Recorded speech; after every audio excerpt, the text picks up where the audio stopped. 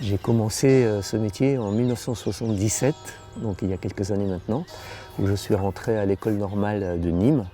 Donc à l'époque, on rentrait très jeune, puisque je suis rentré à l'âge de 17 ans.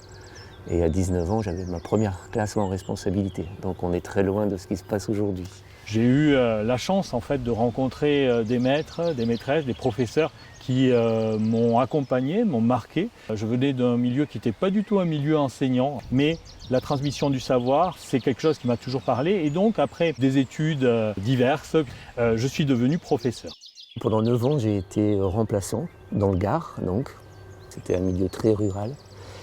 Et en particulier, j'ai eu une expérience passionnante, c'est que j'ai rencontré 2 couples d'enseignants qui travaillaient dans ce village et qui travaillaient en méthode freinée. Et pour moi, ça a été un déclic qui m'a porté tout le reste de ma carrière. J'étais professeur de lettres à Corbeil-Essonnes. Nous avions un défi, c'était celui d'accompagner des élèves qui étaient en très très grande difficulté. Ça fait un peu peur et en réalité, j'ai vécu 10 ans magnifiques. Et en 93-94, j'ai changé de département et j'ai intégré le département des Hauts-de-Seine pour des raisons familiales. Et où j'ai eu des expériences intéressantes à cette époque-là, parce que c'était le balbutiement d'Internet grand public, on va dire. Rencontrant là encore des personnels de direction très investis, ils m'ont un petit peu sorti de ma classe progressivement et m'ont poussé à passer le concours d'inspecteur. En 2000, j'ai passé le concours interne de professeur d'école. Je suis devenu conseiller pédagogique en audiovisuel et multimédia pendant 5 ans. Et ensuite, je suis devenu directeur à l'école Paul Bert à Meudon. Et j'ai changé ensuite en voulant me rapprocher de l'école du plateau de Meudon-la-Forêt, où j'ai pris la direction de l'école Monet de Bussy, où je suis encore en poste aujourd'hui depuis 2012. Le 31 mai, j'ai eu les résultats du concours. Le 1er juin, je devais quitter ma classe. Ça n'a pas été forcément facile. Et je me suis retrouvé inspecteur du 1er degré. J'ai choisi de nouveau une circonscription d'éducation prioritaire un petit peu compliquée dans le Val-de-Marne. Progressivement, j'ai pris d'autres responsabilités dans l'éducation nationale en m'occupant de territoires de plus en plus vastes, jusqu'à devenir aujourd'hui inspecteur d'académie des Hauts-de-Seine, après avoir été inspecteur d'académie des Pyrénées-Orientales. Alors j'avais une belle idée à l'époque, c'est que je voulais offrir aux élèves, aux enfants, les clés du monde. C'était ce qui me portait. Bon, c'était très ambitieux aujourd'hui. Je me regarde en arrière en souriant et pourtant il y a quelque chose d'essentiel là-dedans. C'est-à-dire qu'à l'époque je me disais, si tu apprends à tes jeunes enfants à lire et à écrire, tu vas leur permettre tout. En fait, tous les possibles seront dans leurs mains. Et je trouvais ça une très belle mission. C'est plus qu'un métier, c'est une mission, une vocation, on a pu dire certaines fois, et je crois que c'est réellement le cas. Je considère que ce n'est pas un métier solitaire, ni enseignant, ni inspecteur d'académie, mais à chaque fois un collectif qui porte les choses un petit peu plus loin. Je pense à la mise en place, là, depuis quelques années, des cités éducatives. Des cités éducatives qui, pour moi, sont l'exemple parfait de ce que serait un petit peu l'école idéale de nos jours. Pourquoi ? Parce qu'on est dans des endroits particulièrement défavorisés, où souvent on a un absentéisme très fort, on a ce qu'on appelle du décrochage.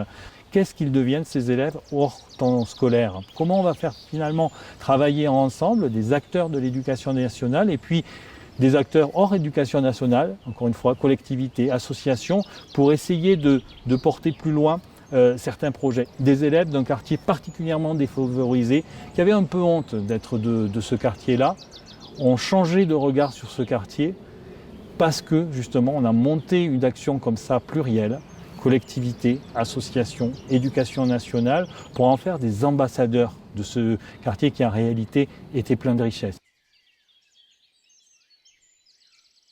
Alors c'est certain qu'on ne fait pas le même métier aujourd'hui en 2023 qu'en 1977. Même si les fondamentaux sont les mêmes, ce métier a énormément évolué. Donc nous n'avons plus les mêmes enfants, nous n'avons plus les mêmes parents, nous n'avons plus la même société. Et tout a changé. Les supports ont changé, on a parlé du numérique, une révolution d'accès au savoir, pas à la connaissance mais au savoir, qui à mon avis n'a pas fini d'apporter des changements dans les années à venir. Alors, l'école aujourd'hui a vraiment beaucoup changé. Elle a beaucoup changé déjà dans les années 60-70. On est dans ce qu'on appelle la massification parce que l'école de nos jours doit pouvoir s'adresser à tout le monde. Le fait qu'on arrive à accueillir dans nos écoles des élèves en situation de handicap qui jusque-là en étaient exclus. La vitesse également est quelque chose qui s'est inscrit dans notre quotidien et qui était beaucoup moins prégnante en 1977 ou dans les années 80. L'accélération du temps est quelque chose d'assez éprouvant, on va dire ça comme ça, aujourd'hui. Pour moi, ce sont des facteurs d'évolution du métier et de la société qui ne sont pas forcément en adéquation avec nos missions, mais on les subit. Je reste toujours passionné par ces missions-là, mais elles sont plus pesantes qu'auparavant. Si je pense aux années 80 où j'étais remplaçant, où je côtoyais bon nombre de directeurs, ils avaient une vie beaucoup plus lente, ils remplissaient les mêmes missions, mais ils avaient le temps davantage de le faire. Aujourd'hui, on est dans une urgence permanente. Par rapport aux élèves, bien évidemment, on est dans une école aujourd'hui qui n'exclut plus aucun élève. Ce qui a beaucoup changé aussi, c'est le rôle finalement de ces maîtres. Ils ont aujourd'hui des outils dont ils ne disposaient pas autrefois. Au-delà des thèmes, des matières qui sont enseignées, des champs disciplinaires qui sont enseignés aujourd'hui et qui ne l'étaient pas autrefois, c'est surtout beaucoup sur la manière de faire que ça a changé. Prenons qu'un seul exemple quand même typique, la configuration de l'espace de classe. Quand on compare certaines salles du XVIIe siècle, la salle de classe telle qu'elle a émergé un peu prototypique à la fin du XIXe, début du XXe siècle, et aujourd'hui d'ailleurs en 2023, elle ne ressemble plus à la salle de classe même d'il y a 20 ans. Bien sûr, on a souvent abandonné la disposition en randonnion. On a progressivement transformé ces salles de classe en faisant héberger des îlots parce que ça favorise le travail en groupe.